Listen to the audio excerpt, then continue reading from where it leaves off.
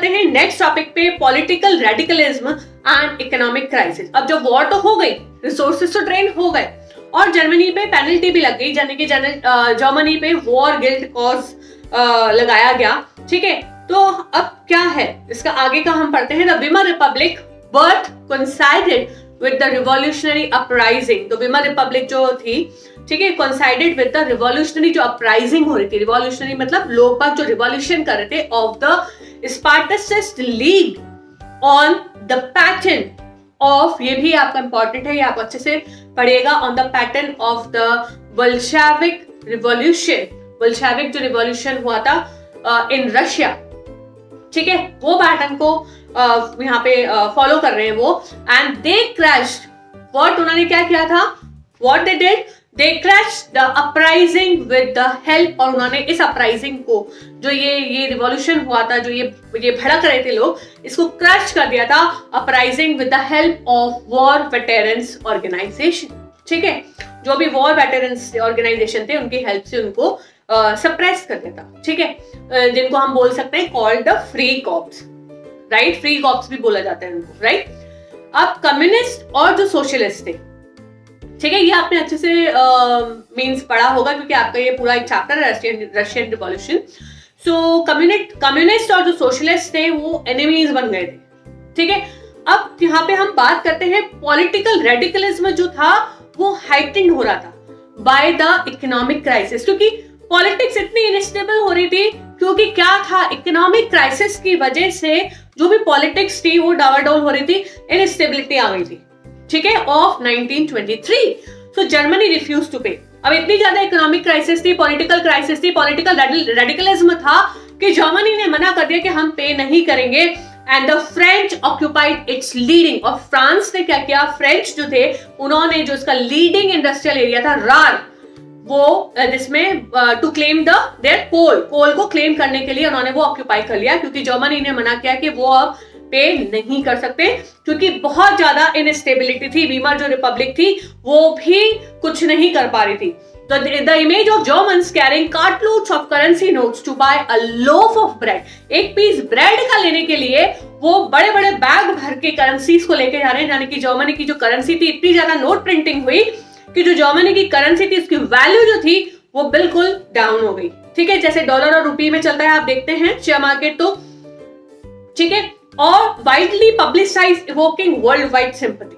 ठीक है, तो अब इतने बड़े बड़े बैग भर के ले जाते हैं, लेकिन एक लोफ ब्रेड का नहीं खरीद पा रहे, क्योंकि जर्मनी की जो करेंसी थी उसकी वैल्यू एकदम डाउन आ गई थी। This crisis came to be known as hyper inflation. इसको आप लिख लीजिए, लर्न कीजिएगा, ये बहुत इंपॉर्टेंट है। इस सिचुएशन को बोलते हैं हाइपर इन्फ्लेशन। इन्फ्लेशन मतलब होता है सडन राइज इन प्राइसेस। ठीक है, इकोनॉमिक क्राइसिस की वजह से इन्होंने ओवर प्रिंटिंग किया नोट्स का, करेंसी का। ठीक है, so hyperinflation it is a situation when prices rise phenomenally high. ठीक है, जो हमने एक्सपेक्ट किया उससे कई ज्यादा प्राइस जो है वो बढ़ गई। ठीक है, सो इसको हम बोलते हैं हाइपर इन्फ्लेशन, और वही वहां पे जर्मनी में हुआ था। ठीक है, अब हम बात करते हैं, नेक्स्ट टॉपिक है आपका the years of depression. The years between 1924 and 1928 so some stability. अब हम बात करें 23 की बात की थी, वहां पे इकोनॉमिक क्राइसिस। अब हम बात करें 24 एंड 28, इसमें हम देख सकते हैं कि कुछ स्टेबिलिटी आना स्टार्ट हो गया। The support of short term loans, ठीक है, the support of short term loans was withdrawn. जो सपोर्ट मिल रहा था शॉर्ट टर्म लोन्स के लिए उसको भी विथड्रॉ किया गया जब वॉल स्ट्रीट एक्सचेंज क्रैश हुआ इन 1929। 28 तक स्टेबिलिटी है, लेकिन if I was talking about the 1929 जब वॉल स्ट्रीट एक्सचेंज क्रैश हुआ था, ये बहुत बहुत इंपॉर्टेंट पॉइंट है, क्योंकि अमेरिका जो था वो लोन प्रोवाइड करता था, स्मॉल लोन्स, लेकिन अब अमेरिका में ही क्राइसिस आ गई है। इसको बोलते हैं हम ग्रेट इकोनॉमिक डिप्रेशन। ठीक है, and this is a very important topic. So Great Economic Depression started and over the next 3 years, और ये 3 साल तक चला between 1929 and 1932.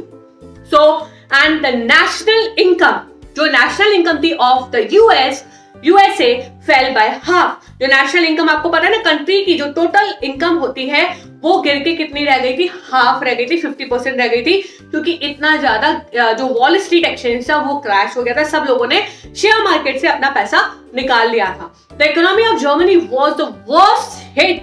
अब जब छोटे छोटे लोन्स जो थे, स्मॉल लोन्स जो अमेरिका देता था, अब अमेरिका भी नहीं दे सकता है क्योंकि उसकी नेशनल इनकम आधी हो गई, ठीक है। सो वर्कर्स जो थे became jobless and went on streets with placards saying willing to do any work, ठीक है। जो वर्कर्स थे वो स्ट्रीट पे आ गए थे और क्या बोल रहे थे कि वो कुछ भी काम करने को रेडी है। प्ले कार्ड्स मतलब आप कुछ भी करने को रेडी हैं, आप कोई भी काम दीजिए वो रेडी है, क्योंकि वो जॉबलेस हो गए थे, इतनी ज्यादा इकोनॉमिक क्राइसिस हो गई थी और जर्मनी जो था वो वर्स्ट हिट हुआ है। Youth indulge themselves in criminal activities, जब खाने को नहीं मिलेगा तो लोग बाग क्या करेंगे, क्राइम करेंगे।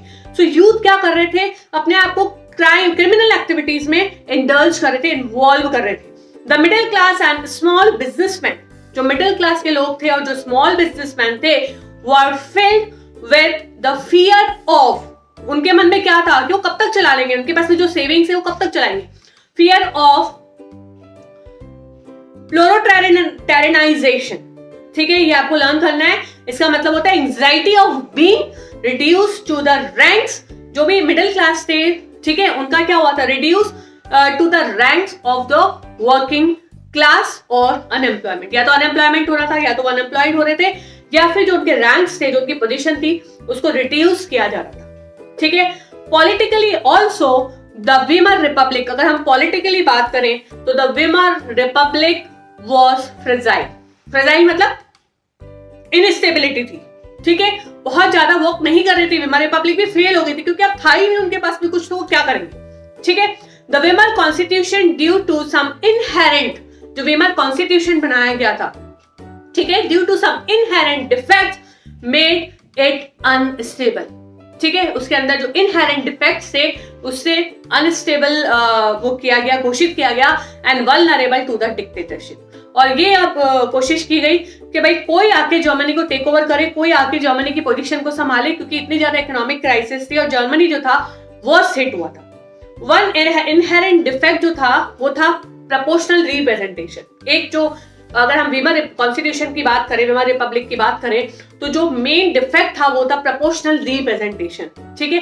दूसरा डिफेक्ट जो था, ये आएंगे एग्जाम में, दूसरा डिफेक्ट था वाज आर्टिकल 48। तो आर्टिकल 48 जो था उसके अंतर्गत क्या हुआ, which gave the president the powers, president को पावर्स मिल गई तो इम्पोज द इमरजेंसी। प्रेसिडेंट के पास में पावर्स थी कि वो क्या कर सकता है, पूरी कंट्री में इमरजेंसी इंपोज कर सकता है, सिविल राइट्स को सस्पेंड कर सकता है, एंड रूल बाय डिक्री, ठीक है। ये आपको लर्न करने, ये 3 पॉइंट्स दिए हुए हैं और these points are very very important. अगर 3 मार्क्स का क्वेश्चन आता है तो आपको ये लिखना है, ठीक है।